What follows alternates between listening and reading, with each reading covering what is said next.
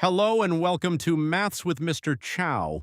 In this lesson, we will learn how to multiply algebraic terms. Let's get started. What happens when we multiply algebraic terms? When multiplying algebraic terms, we multiply the coefficients and the variables separately. First, multiply the coefficients, then multiply the variables. Let's look at an example. 3x times 4x.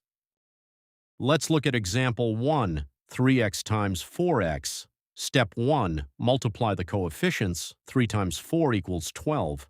Step 2, multiply the variables. X times x equals x squared. Let's check the answer. 3x times 4x equals 12x squared. Let's look at example 2. We are multiplying 2a by 5a squared. First, multiply the coefficients. 2 times 5 equals 10. Next, multiply the variables. A to the power of 1 times a squared equals a cubed. Remember, when multiplying the same variable, we add the indices. Let's check the answer.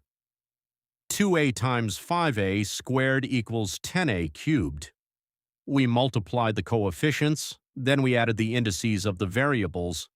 Therefore, the final answer is 10a cubed. Now it's your turn. Which answer is correct? 4m times 3m squared. Remember, multiply the coefficients, multiply the variables. Pause the video if you need more time. Let's check the answer.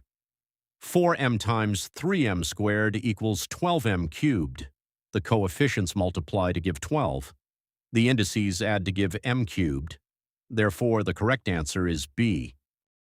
Let's review what we learned today. First, multiply the coefficients. Next, multiply the variables. When multiplying the same variable, add the indices together. For example, x squared times x cubed equals x to the power of 5. Thanks for watching Maths with Mr. Chow. See you next time.